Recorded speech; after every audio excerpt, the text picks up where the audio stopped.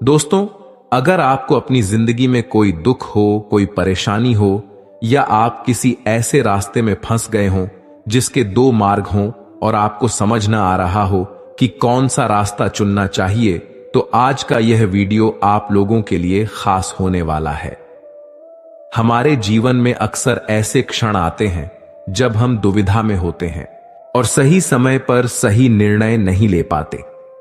ऐसे में श्रीमद् भागवत गीता के श्लोक में मनुष्य के जीवन की हर समस्या का हल छिपा है। भागवत गीता का उपदेश सुनते ही आपकी सारी परेशानियां एकदम से हल हो जाएंगी और आप बहुत शांत महसूस करेंगे। कहते हैं, गीता को पढ़ लेने से या सुन लेने से आपके सारे जन्मों के पाप इसी जन्म में खत्म हो जाते हैं। भगवान श्री कृष्ण ने स्वयं अर्जुन को उपदेश दिया था, जो भागवत गीता के रूप में प्रसिद्ध है। भले ही यह ग्रंथ पुराना है, लेकिन आज के दौर में भी यह आपकी सारी परेशानियों का हल आपको दे सकता है। भागवत गीता आपको एक जीने का ऐसा ढंग सिखाती है जो भरोसे और त्याग पर निर्भर करता है। जब तक आपको किसी चीज पर भरोसा नहीं है, आप उसे हासिल नहीं कर सकते, और जब तक आप त्याग नहीं करेंगे, आपको कुछ हासिल नहीं होगा। भरोसे और त्याग से ही सब कुछ हासिल किया जा सकता है। दोस्तों, आज के इस वीडियो में हम आपको भागवत गीता के 20 ऐसे उपदेशों के बारे में बताएंगे जो सरल भाषा में दिए गए हैं। इन्हें आप ध्यान से जरूर सुनिएगा और अपने दोस्तों के साथ जरूर शेयर कीजिएगा। गीता का पहला उपदेश है मन पर नियंत्रण। भगवान श्री कृष्ण के इस उपदेश में मन को नियंत्रित करने के बारे में बताया गया है, क्योंकि मन चंचल है, किंतु यह हमारे अधीन है और हमारी अनोखी शक्ति है, जिसके सही उपयोग से हम किसी भी बाधा को पार कर सकते हैं। आपका दिमाग आपके जीवन में अच्छाई के निर्माण के लिए सबसे महत्वपूर्ण है, लेकिन अगर इसका सही उपयोग नहीं किया जाए तो यह आपके जीवन का सबसे विनाशकारी बल भी हो सकता है। आपका मन, विशेष रूप से आपके विचार, आपके जीवन को प्रभावित करते हैं, और इसलिए जीवन को सही तरह से जीने के लिए हमारा मन पर पूरा प्रभाव होना चाहिए और इसे हमारे अनुकूल ही कार्य करना चाहिए। भागवत गीता में भगवान श्री कृष्ण कहते हैं, मन का बेचैन होना उसका स्वभाव है। हमारे मन को लगता है कि अगर वह अलग अलग बातों के बारे में सोचता रहेगा तो हमें आने वाली हर मुश्किल और मुसीबत से बचा लेगा, पर ऐसा होता नहीं है। हम अपने जीवन का काफी अधिक समय सोच विचार करके परेशान होने में निकाल देते हैं। क्या आप कौवे को कह सकते हैं कि कौ कौ की आवाज ना करें? या फिर क्या आप किसी मेंढक को कह सकते हैं कि वह पानी देखते ही छलांग ना लगाए? हमारे मन का भी कुछ ऐसा ही हाल है। जीवन में कुछ भी हो, अच्छा या बुरा, हमारा मन उस पर कौ कौ करने लगता है। कौ कौ से मेरा मतलब है चिंता करना, व्याकुल होना। कोई बुरी बात होती भी नहीं है, लेकिन मन परेशानी की ऊंची ऊंची लपटें लेने लगता है। कभी कभी तो मुझे ऐसा लगता है कि हम में से कई लोग सिर्फ परेशान होने के लिए ही जीते हैं। सारी परेशानी, पीड़ा और दुविधा अक्सर हमारे मन की बनाई हुई कहानियां होती हैं। इस बात को ध्यान रखें कि आपकी परेशानी सिर्फ आपके मन की एक स्थिति है। इससे छुटकारा पाने के लिए मन को शांत रखते हुए सही उपायों पर काम करना भी आपको ही करना होगा। अगर आप चाहते हैं कि आपका मन शांत हो, तो इसे मैं एक कहानी के माध्यम से समझाता हूं। एक सेठ के पास बहुत धन संपत्ति थी, किंतु फिर भी उसके मन को शांति नहीं थी। एक दिन किसी व्यक्ति ने बताया कि किसी नगर में एक साधु रहते हैं। वह लोगों को ऐसी सिद्धि देते हैं जिससे मनचाही वस्तु प्राप्त हो जाती है। सेठ वह साधु के पास जाकर बोला, महाराज, मेरे पास बहुत पैसा है, लेकिन मन की शांति नहीं है। साधु ने कहा, बेटा, जैसा मैं करूं उसे चुपचाप देखते रहना, इससे तुम्हारे मन में शांति करने की युक्ति मिल जाएगी। अगले दिन साधु ने सेठ को कड़ी धूप में बिठाए रखा और स्वयं कुटिया में चले गए। सेठ गर्मी से बेहाल हो गया मगर चुप रहा। दूसरे दिन साधु ने उसे कुछ भी खाने पीने को नहीं दिया और स्वयं तरह तरह के पकवान खाता रहा। सेठ इस दिन भी चुप रहा। तीसरे दिन जब सेठ गुस्से में वहां से जाने लगा तो साधु बोले, क्यों, क्या हुआ? इस बात पर सेठ बोला, महाराज, मैं यहां बड़ी आशा लेकर आया था, किंतु मुझे यहां निराशा ही मिली। इस बात के उत्तर में साधु ने कहा, मैंने तो तुम्हें शांति की युक्ति बता दी। पहले दिन जब मैंने तुम्हें धूप में बैठने के लिए कहा और मैं स्वयं कुटिया में बैठा तो मैंने तुम्हें बताया कि मेरी छाया तुम्हारे काम नहीं आएगी। मैंने तुम्हें भूखा रखा और खुद भरपेट खाया। इससे मैंने तुम्हें समझाया कि मेरी साधना से तुम्हें सिद्धि नहीं मिलेगी। उसी तरह शांति भी तुम्हें अपनी मेहनत और पुरुषार्थ से ही मिलेगी। मैं तुम्हारे मन को शांत नहीं कर सकता, इसके लिए तुम्हें खुद ही मन की शांति प्रदान करने वाले काम करने होंगे। यह सुनकर सेठ की आंखें खुल गईं और वह साधु से आशीर्वाद लेकर अपने घर चला गया। दोस्तों, मन को शांत करने के लिए आपको क्रोध और बुरी बातों से बचना होगा। जब तक मन में क्रोध और बुरी बातें चलती रहेंगी तब तक उसमें प्रेम और शांति प्रवेश नहीं कर सकती। भागवत गीता का दूसरा उपदेश है देखने का नजरिया। भगवान श्री कृष्ण कहते हैं, हालात को देखने का नजरिया तय करता है कि हमारा भविष्य कैसा होगा। जो लोग नकारात्मक सोचते हैं उनके जीवन में कई तरह की परेशानियां बढ़ने लगती हैं। जिस तरह हम लोगों की सोच एक जैसी नहीं हो सकती, उसी तरह चीजों को देखने और उन्हें समझने का हमारा नजरिया भी एक जैसा नहीं हो सकता। कोई इंसान ऐसा होता है जो हमेशा अच्छी चीजें सोचता है, तो कोई ऐसा होता है जिसके दिमाग में हमेशा बुरे विचार ही आते हैं। उसी तरह कोई व्यक्ति ऐसा होता है जिसमें कुछ ना कुछ अच्छाई जरूर होती है, लेकिन कोई ऐसा भी होता है जो हर चीज में कमियां ही निकालता है। दोनों ही स्थितियों में दो अलग अलग तरह के सोच रखने वाले व्यक्तियों को लगता है कि वे सही हैं। सही सोचने वाले को लगता है कि उसकी सोच सही है और गलत सोचने वाले को भी ऐसा ही लगता है। लेकिन कहीं ना कहीं दोनों में से केवल एक व्यक्ति ही सही होता है। मैं आपको एक छोटी सी कहानी के माध्यम से समझाता हूं कि हमारा लोगों और जिंदगी के प्रति नजरिया कैसा होना चाहिए। पुराने समय में एक शराबी व्यक्ति के दो बेटे थे। उसकी पत्नी की मृत्यु हो चुकी थी। जब बच्चे थोड़े बड़े हुए तो वे भी पिता की नशे की लत से परेशान रहते थे। एक दिन पिता की भी मृत्यु हो गई। जब दोनों लड़के जवान हुए तो बड़ा भाई शराबी बन गया, लेकिन छोटा भाई पढ़ लिख कर समाज का सम्मानित व्यक्ति बन गया था। दोनों भाइयों को देखकर लोग आश्चर्य करते थे कि एक भाई बेकार है, शराब पीते रहता है, लेकिन दूसरा भाई इतना समझदार और सफल इंसान कैसे बन गया। एक दिन कुछ लोगों ने बड़े भाई से पूछा, तुम दिन भर शराब पीते हो, लोगों से बिना वजह झगड़ा करते हो, इसकी वजह क्या है? तुम ऐसे किस वजह से बन गए? शराबी व्यक्ति ने उत्तर दिया, आज मैं जो कुछ भी हूं उसके जिम्मेदार मेरे पिता हैं। वह हमेशा शराब पीते थे, घर में झगड़े करते थे।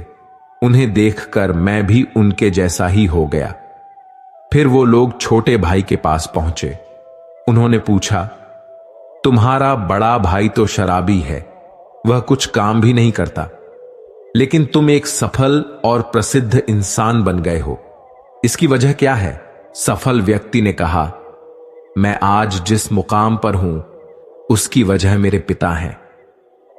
ये बातें सुनकर लोगों को बहुत हैरानी हुई। दोनों लड़कों के अच्छे बुरे हालात के लिए इनके पिता जिम्मेदार कैसे हो सकते हैं? लोगों ने छोटे भाई से यह प्रश्न पूछा। उस व्यक्ति ने बताया, मेरे बड़े भाई ने पिता की बुरी आदतों को अपना लिया, लेकिन मैंने शुरू से ही सोच लिया था कि मुझे पिता की तरह शराबी नहीं बनना है। मैं ऐसा काम नहीं करूंगा जिससे दूसरों को तकलीफ हो। इसलिए मैंने खूब पढ़ाई की और आज मैं एक सफल व्यक्ति हूं। दोस्तों, हमें परिस्थितियों को सकारात्मक सोच के साथ देखना चाहिए। अगर हम अच्छा सोचेंगे तो अच्छा ही होगा। जो लोग नकारात्मक सोचते हैं उनके जीवन में परेशानियां बनी रहती हैं। दूसरों की गलतियों से सीख लेकर सकारात्मक सोच के साथ आगे बढ़ेंगे तो सफलता जरूर मिलती है। भागवत गीता का तीसरा उपदेश है क्रोध पर काबू रखना। आपने यह कहावत तो जरूर सुनी होगी कि क्रोध से भ्रम पैदा होता है, भ्रम से बुद्धि व्यग्र होती है, और जब बुद्धि व्यग्र होती है तब तर्क नष्ट हो जाता है। जब तर्क नष्ट होता है तब व्यक्ति का पतन हो जाता है। यह कहावत भगवान श्री कृष्ण ने स्वयं कहा था। श्री कृष्ण कहते हैं, क्रोध एक ऐसा जहर है जो व्यक्ति को मारता तो नहीं लेकिन उसे अपने जैसे विषैला बना देता है। अब आप सोचेंगे, भला क्रोध किसी व्यक्ति को विषैला कैसे बना सकता है? वह इसलिए क्योंकि अक्सर जब इंसान गुस्से में होता है तो अपना आपा खो बैठता है। वह सामने वाले को ऐसे शब्द बोल देता है जो किसी जहर से कम नहीं लगते। आप में से भी ऐसे बहुत से लोग होंगे जिन्हें क्रोध की वजह से बहुत सी परेशानियों का सामना करना पड़ा होगा, क्योंकि क्रोध के आवेश में आकर अक्सर इंसान अपने पराये का लिहाज भूल जाता है, जिसके चलते वह अपने सबसे करीबी रिश्ते तक खो बैठता है। अब सवाल यह है कि क्रोध की अग्नि को ठंडा कैसे किया जाए। तो चलिए हम आपको एक कहानी के माध्यम से समझाते हैं। प्राचीन समय की बात है। एक महिला थी जिसका स्वभाव बहुत क्रोधित था।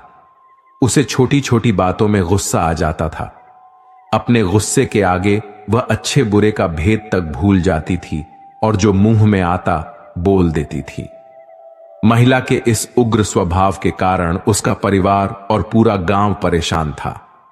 मगर जब उसका गुस्सा शांत हो जाता तो वह अपने किए पर पछतावा भी करती थी। वह खुद अपने क्रोध को काबू करना चाहती थी, लेकिन उसे सफलता नहीं मिल पा रही थी। ऐसे ही एक दिन उसके गांव में एक संत आए। महिला भी संत से मिलने पहुंची और उन्हें अपनी परेशानी बताई और कहा, मैं अपना स्वभाव नहीं सुधार पा रही हूं, कृपया कोई ऐसा उपाय बताएं जिससे मेरा स्वभाव हमेशा के लिए शांत हो जाए। संत ने महिला की बातों को गौर से सुना। वह समझ चुके थे कि उसकी समस्या कैसे दूर हो सकती है।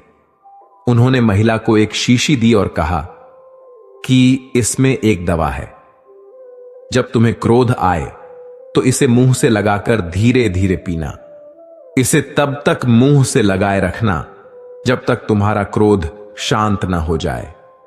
जब इसकी दवा खत्म हो जाए तो आश्रम आकर और ले जाना। संत की आज्ञा मानकर महिला ने क्रोध आने पर उस दवा का सेवन करना शुरू कर दिया। एक सप्ताह में ही उसका क्रोध कम होने लगा।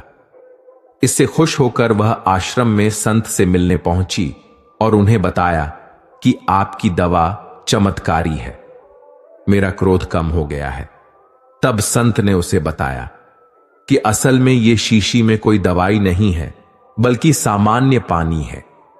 क्रोध के समय तुम्हारे वचन को बंद करना था, तुम्हें मौन रखना था, इसलिए मैंने तुम्हें यह शीशी दी।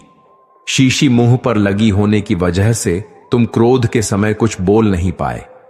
इससे सामने वाले लोग तुम्हारी बातों से बच गए, तुम्हारे चुप रहने से बात बिगड़ने से बच गई। इसलिए दोस्तों, जब भी आपको गुस्सा आए तो कुछ समय के लिए आप शांत हो जाइए और मौन होने का प्रयास करें। इससे आपका क्रोध शांत हो जाएगा। भागवत गीता का चौथा उपदेश है खुद का आकलन। भागवत गीता में भगवान श्री कृष्ण कहते हैं कि जिंदगी में सफल होने के लिए पहला काम खुद को पहचानना होता है। अर्थात सफलता की पहली सीढ़ी है खुद को पहचानना। खुद को पहचानकर आप जीवन में अवश्य सफल हो सकते हैं। खुद को पहचानने का मतलब यदि संक्षेप में कहूं तो यह है कि आपके और आपके लक्ष्य के बीच में जो बाधाएं, परेशानियां, रुकावटें, निराशा और असफलता आती हैं, उन पर विजय प्राप्त करने के लिए खुद को पहचानना आवश्यक होता है। हमें खुद को पहचानने के लिए हमें सबसे पहले अपने आप से बातें करनी होंगी। अर्थात सबसे पहले हमें यह समझने की कोशिश करनी होगी कि मैं कौन हूं, मैं कैसे हूं, मेरा अस्तित्व क्या है, मेरे अंदर कौन कौन सी क्षमताएं हैं, मेरे अंदर कौन कौन सी कमियां हैं, मेरे अंदर कौन कौन सी अच्छाइयां हैं, मेरी सोच कैसी है, मेरे विचार कैसे हैं, मेरे जीवन का उद्देश्य क्या है, मेरी जिंदगी का लक्ष्य क्या है, क्या जो मैं वर्तमान में कार्य कर रहा हूं उससे मेरे उद्देश्य पूरे हो सकते हैं, क्या मैं अपने लक्ष्य तक पहुंच सकता हूं। यदि मेरे इस कार्य से मेरे उद्देश्य पूरे नहीं हो रहे और मैं अपने लक्ष्य तक नहीं पहुंच पा रहा हूं, तो मुझसे ऐसी क्या गलती हुई जो मैं अपने ही उद्देश्य की पूर्ति करने और लक्ष्य तक पहुंचने में बाधक बन गया। खुद को पहचान पाने में असफल होने के कारण दुनिया में ज्यादातर इंसान खुद को जानने के बजाय लोग दूसरों को जानने के पीछे लगे रहते हैं। वे दूसरों को जानने में अपना पूरा दिमाग, समय और ताकत लगाते हैं, फिर भी वे सामने वाले इंसान को नहीं जान पाते। यदि इंसान दूसरे को जानने के बजाय खुद को जानने में अपना पूरा दिमाग, समय और अपना पूरा ताकत लगा दे, तो वह कुछ ऐसा कर सकता है कि दुनिया उसके कदमों में होगी। उसे खुद भी पता नहीं चलेगा कि उसने ऐसा क्या कारनामा कर दिया। इसलिए उठो, जागो और अपने आप को पहचानो, अपनी ताकत को पहचानो, तभी आप इतिहास रच सकते हैं। भागवत गीता का 5वां उपदेश है खुद का निर्माण। श्री कृष्ण कहते हैं कि मानव जीवन अनमोल है, इस बात से कोई इनकार नहीं करता, परंतु यह भी विडंबना है कि इस अंश रूपी शरीर को हम उतना मान सम्मान नहीं देते जितना वास्तव में हमें करना चाहिए।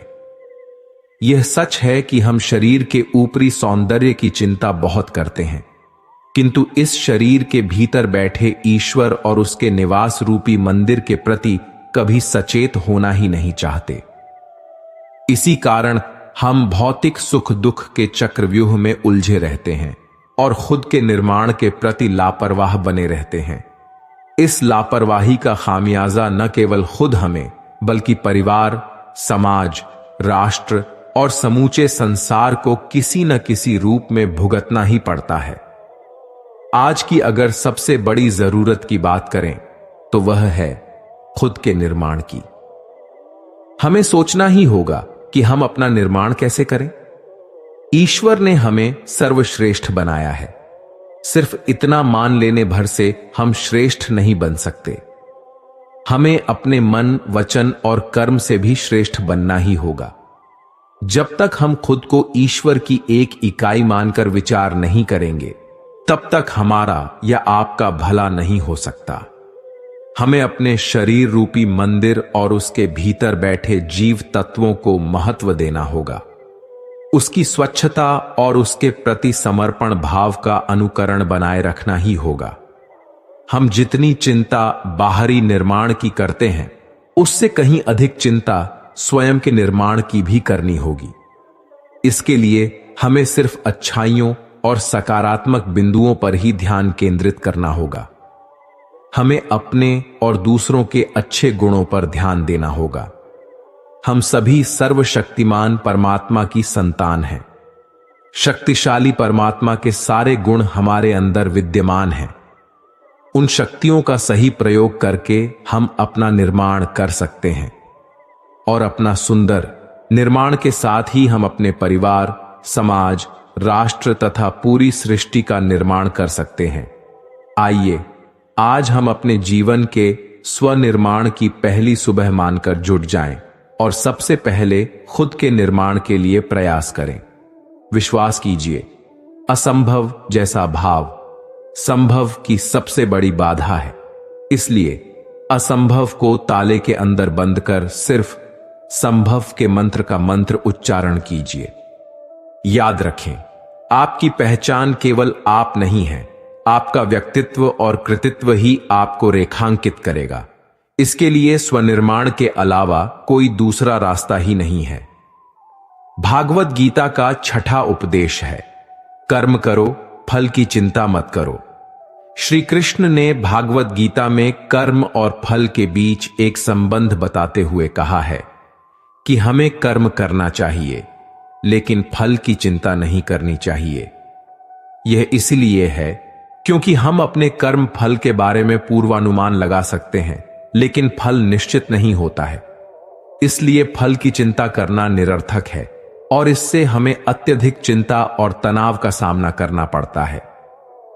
श्री कृष्ण आगे कहते हैं कि कर्म करना हमारा कर्तव्य है, लेकिन हमें कर्म फल के बंधन से मुक्त होकर कर्म करना चाहिए। कर्म फल की चिंता से हम अपने कर्तव्य को सही ढंग से नहीं निभा पाते और फल की अपेक्षा करते हुए अपने कर्तव्य को भूल जाते हैं। श्री कृष्ण कहते हैं, जब हम अपने कर्म करते हैं तो हमें अपने कर्तव्य के प्रति उत्साह और संकल्प रखना चाहिए, जो एक सफल जीवन के लिए आवश्यक है। अब मैं आपको एक कहानी के माध्यम से इसे स्पष्ट करता हूं। एक राजा था जो अपनी प्रजा का बहुत ख्याल रखता था। वह नियमित रूप से अपनी प्रजा के बीच जाता और उनकी समस्याओं को सुनता था और उन्हें हल करने की कोशिश करता था। उसकी कर्तव्य निष्ठा के चर्चे दूर दूर तक फैले हुए थे। एक बार राजा अपने राज्य में भ्रमण के लिए निकले हुए थे। तब उनके कुर्ते का एक बटन टूट गया। यह देखकर राजा ने अपने मंत्री को तुरंत बुलाया और उसे आदेश दिया कि गांव से एक अच्छे दर्जी को बुलाकर उसका बटन सिलवा दें। यह सुनकर मंत्री ने गांव में दर्जी की खोज शुरू कर दी और संयोगवश उसे एक दर्जी भी मिल गया। वह दर्जी अपनी छोटी सी दुकान में काम करता था। मंत्री उसे जल्दी से राजा के पास ले गया। राजा ने दर्जी से पूछा, क्या तुम मेरे कुर्ते का बटन सिल सकते हो? दर्जी बोला, यह तो बहुत ही आसान काम है। दर्जी ने अपने थैले से धागा निकाला और कुर्ते का बटन लगा दिया।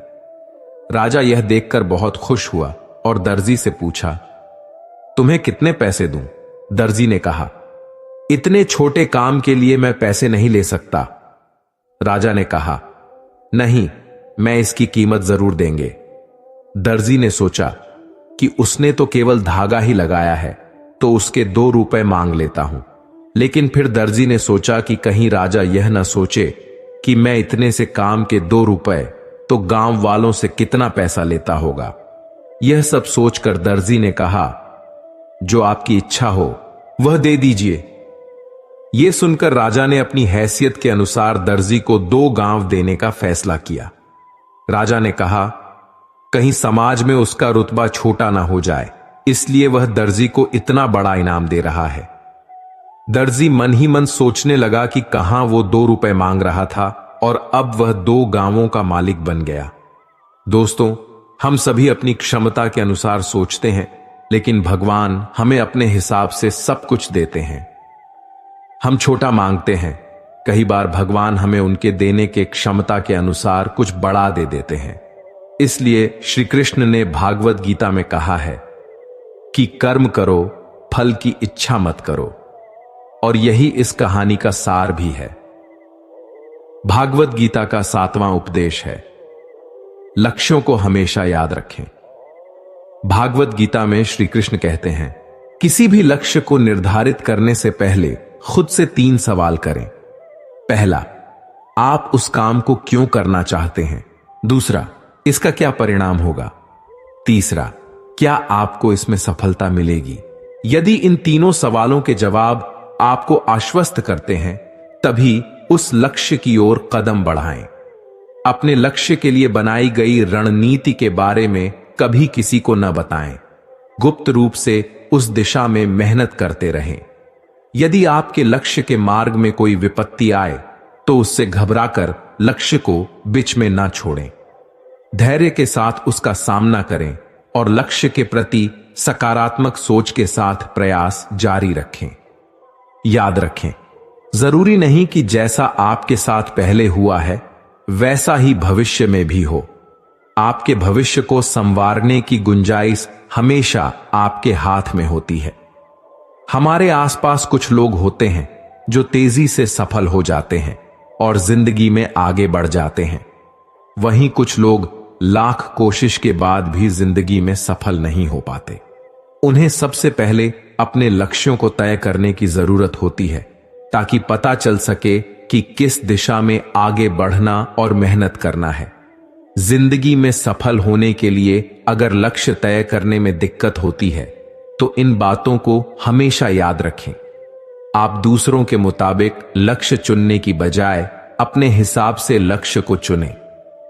जब आप काम को अपने तरीके से हैंडल करने की कोशिश करेंगे तो लक्ष्य निर्धारित करना आसान हो जाएगा। सपने देखना अच्छी बात है, लेकिन अगर सपनों को हकीकत में पूरा करना चाहते हैं तो मन से समझने की कोशिश करें कि आप क्या चाहते हैं। लक्ष्य निर्धारित करने के लिए उन्हें पूरा करने के लिए यह समझें कि उन्हें पूरा करने के लिए कितनी ऊर्जा चाहिए। उस हिसाब से लक्ष्य तय करें और आगे बढ़ें। बड़ा लक्ष्य तय करने से अच्छा है कि हमेशा छोटे लक्ष्य बनाएं। मैं आपको इसे एक कहानी के माध्यम से समझाता हूं। एक गधा था। उसका लक्ष्य था कि वह अपनी जिंदगी में कुछ बड़ा करे। वह गधा कुछ ऐसा करना चाहता था जिससे मरने के बाद भी लोग उसे याद करें और उसका नाम लें। लेकिन वह एक मालिक के अधीन काम करता था। उस मालिक का भी लक्ष्य था कि वह अपने क्षेत्र का सबसे बड़ा व्यापारी बने। अपने लक्ष्य को पूरा करने के लिए मालिक दिन रात काम करता और गधे पर बहुत भारी सामान लादा करता था ताकि उसे ज्यादा मुनाफा हो सके। गधे को हमेशा डर रहता था कि कहीं वह अपने काम में असफल ना हो जाए और उसे खाने के लाले न पड़ जाएं। इस डर की वजह से गधा अपने मालिक को छोड़ नहीं पाता था और अपनी पूरी जिंदगी अपने मालिक के लक्ष्य को पूरा करने में लगा देता है। जब गधा बूढ़ा हो जाता है तब उसका मालिक उसे जंगल में मरने के लिए छोड़ देता है। जब वह गधा मरने वाला होता है तो अपनी जिंदगी के बारे में सोचकर मन ही मन पछताता है। वह सोचता कि क्या होता अगर मैंने एक बार प्रयास किया होता, शायद मेरी जिंदगी कुछ और हो सकती थी। अगर मैंने हिम्मत दिखाई होती तो आज मैं कहीं और होता। अंत में गधा मर जाता है। आजकल की जिंदगी में भी कई लोग इस गधे की तरह ही हैं। वे अपने लक्ष्य पर काम करने के बजाय अपना पूरा समय और ऊर्जा दूसरों के लक्ष्य को पूरा करने में लगा देते हैं। वे अपनी काबिलियत के बावजूद संतुष्ट हो जाते हैं। जब तक हम खुद के बारे में नहीं सोचते और खुद के लक्ष्य पर काम करना शुरू नहीं करते, तब तक हम अपनी जिंदगी अपने हिसाब से नहीं जी पाते। इसलिए हमें जितना हो सके उतनी जल्दी अपने लक्ष्य पर काम करना चाहिए। अंत में अगर इस गधे की तरह पछताना नहीं चाहते तो अपने लक्ष्य के बारे में सोचें और उसी में आगे बढ़ें। एक बार हिम्मत करके जब हम अपनी जिंदगी अपने हिसाब से जीने लगते हैं और अपने लक्ष्य को पूरा करने के बारे में सोचते हैं तो ऐसी कोई गारंटी तो नहीं कि हम अपने लक्ष्य को 100% पूरा कर पाएंगे, लेकिन यह अफसोस नहीं रहेगा कि हमने कुछ किया ही नहीं।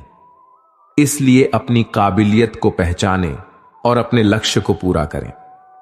भागवत गीता का 8वां उपदेश है, वर्तमान में जीना सीखो।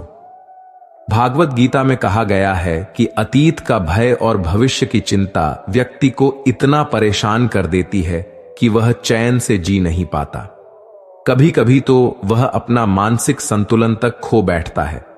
हमें यह नहीं भूलना चाहिए कि अपराध और चिंता मनुष्य की प्राकृतिक भावनाएं हैं, लेकिन इनसे ग्रस्त हो जाना अथवा सोच लेना कि इनसे छुटकारा मिलना बहुत मुश्किल है, यह ठीक नहीं है।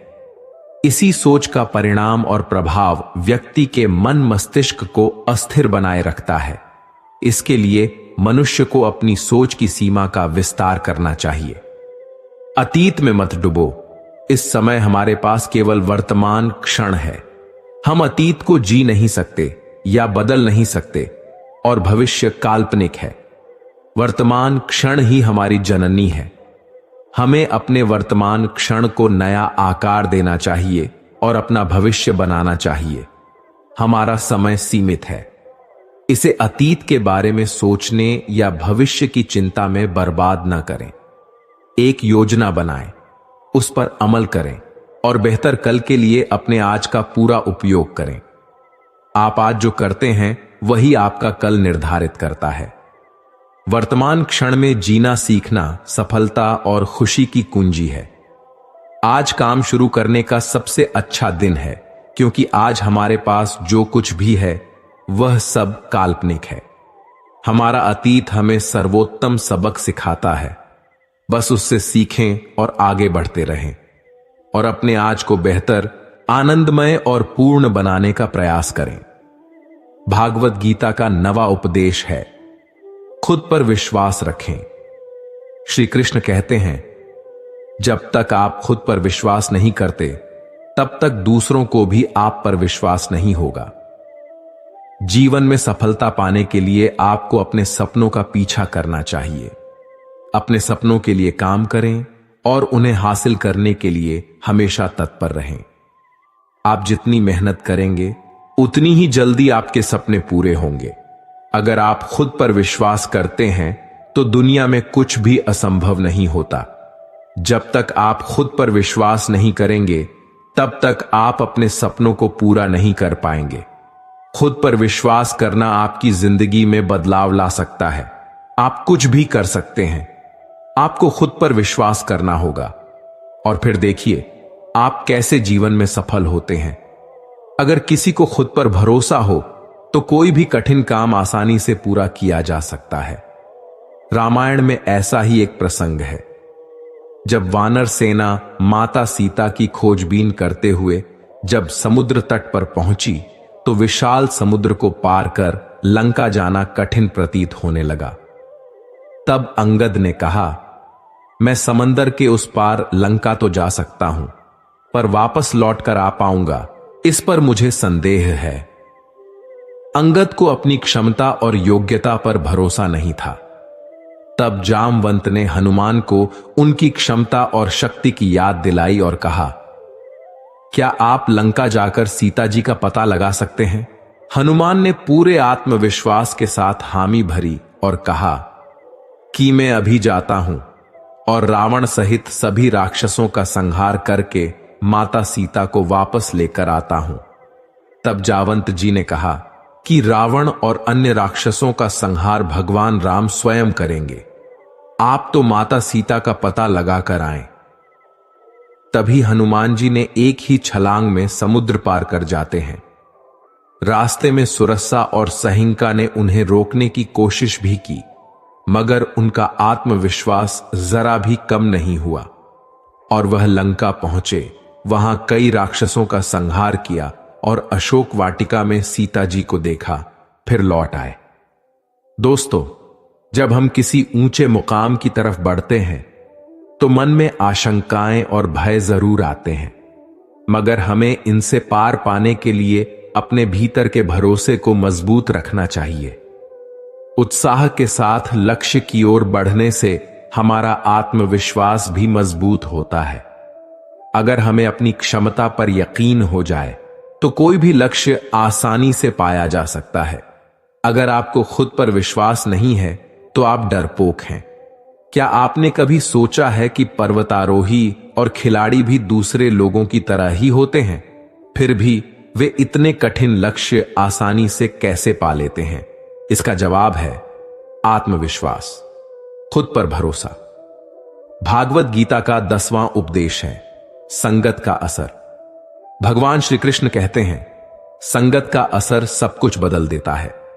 संगत के कारण हमारी चाल ढाल, पहनावा, खान पान, बात करने का तरीका और चरित्र तक में बदलाव आ जाता है। हमारी संगति का जीवन में गहरा असर पड़ता है। इसलिए संगत अच्छे लोगों की करनी चाहिए ताकि उनकी अच्छाइयों को हम ग्रहण कर सकें। कहते हैं, खरबूजा खरबूजे को देखकर रंग बदलता है। इस कहावत का अर्थ है कि संगत का असर हर किसी पर कम या अधिक होता है। संगति से मनुष्य जहां महान बनता है, वहीं बुरी संगत ही उसका पतन भी करती है। अच्छी संगति पारस के समान है। जिस प्रकार पारस के छूने से लोहा भी सोना बन जाता है, उसी प्रकार संगति के प्रभाव से दुष्ट व्यक्ति भी देवता समान बन जाते हैं।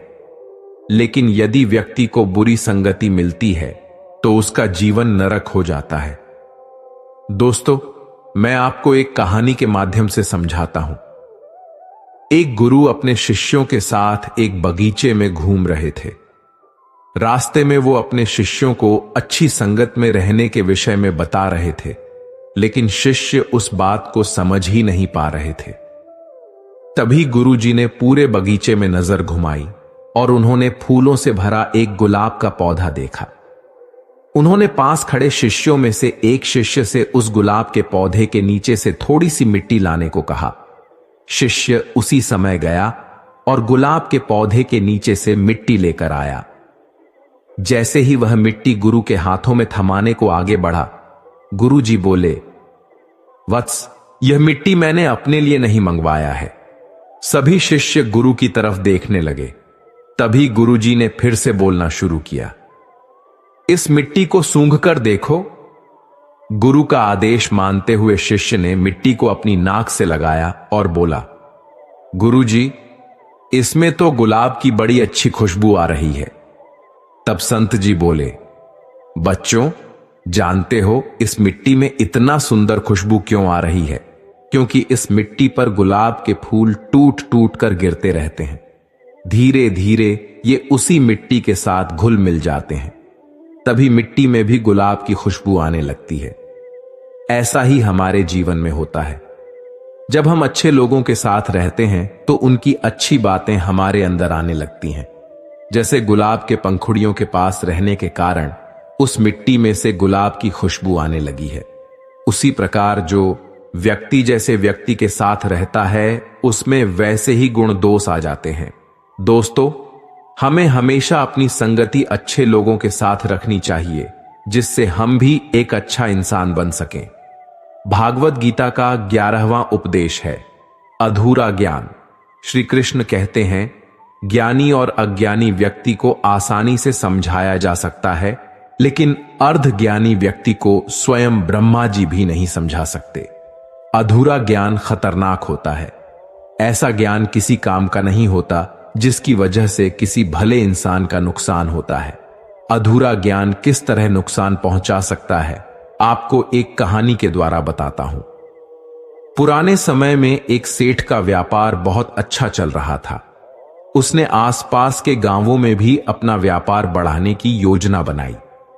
एक व्यक्ति सेठ के पास गया और बोला कि वह साझेदार बनना चाहता है। सेठ को व्यापार बढ़ाने के लिए एक साझीदार की जरूरत थी। उसने अनजान व्यक्ति को अपने व्यापार में शामिल कर लिया। अब दोनों साझेदारी व्यापार करने लगे। नया साझीदार बहुत मेहनती था। सेठ और साझीदार की मेहनत से व्यापार एकदम तेजी से बढ़ रहा था। सेठ बहुत खुश था। एक दिन सेठ का करीबी दोस्त उससे मिलने आया तो उसने साथी साझीदार को देखा। सेठ का दोस्त उस साझीदार को पहचान गया कि ये तो एक ठग है और चोरी करता है। सेठ का मित्र खुद को शास्त्रों का जानकार और ज्ञानी मानता था।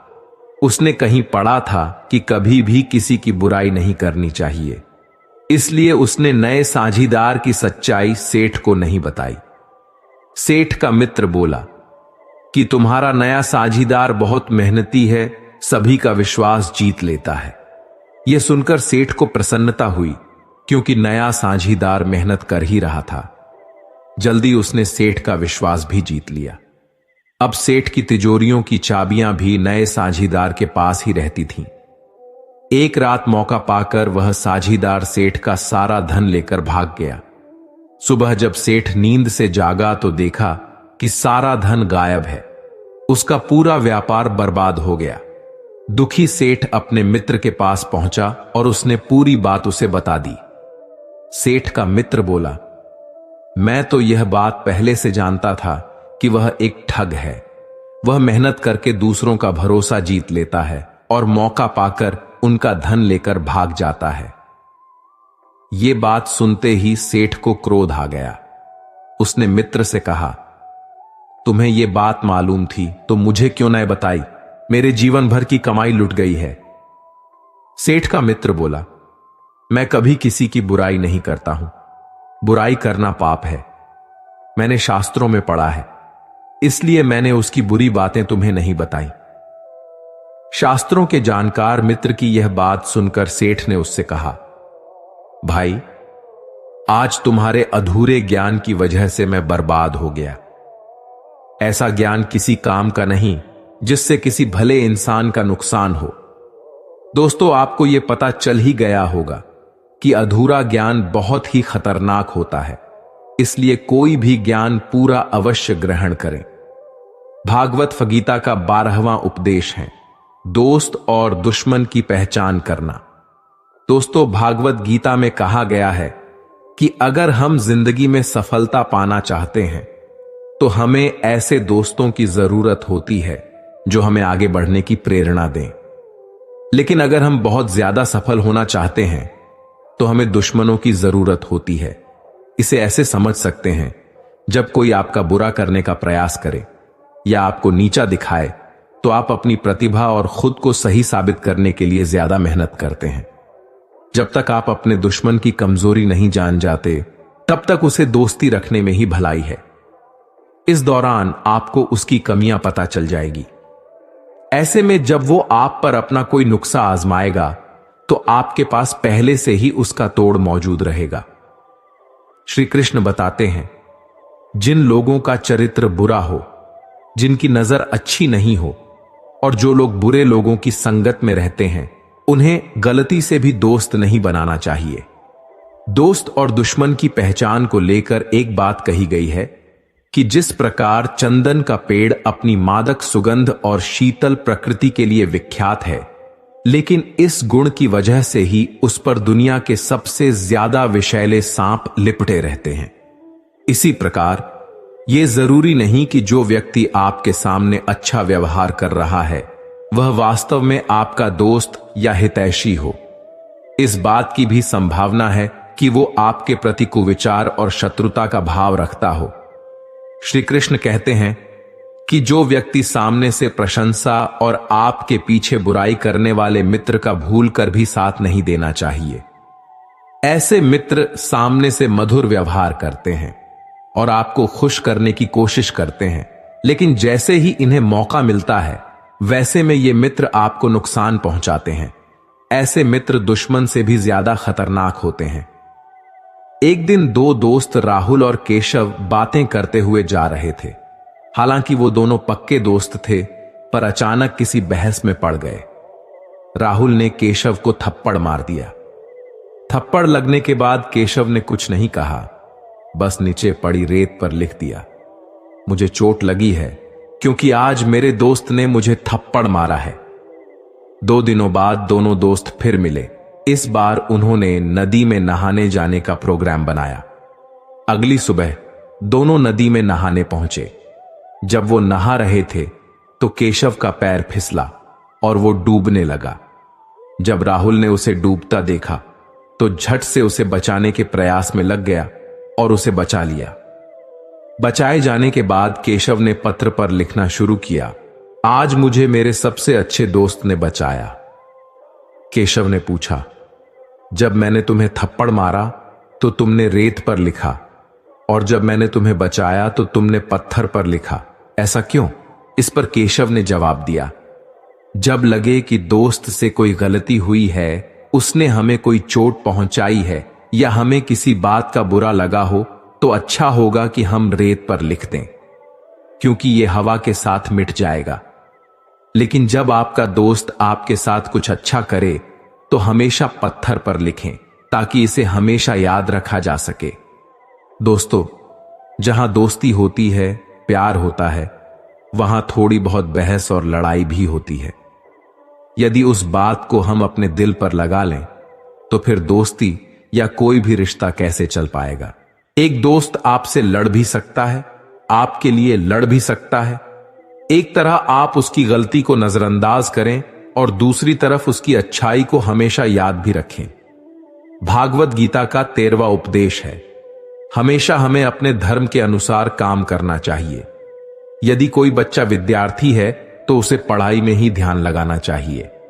सैनिक को अपने देश की रक्षा, राजा को अपने प्रजा की रक्षा, माता पिता को अपने संतानों को प्रेम, बच्चों को अपने बूढ़े मां बाप की सेवा तथा शासक को शासन करना चाहिए।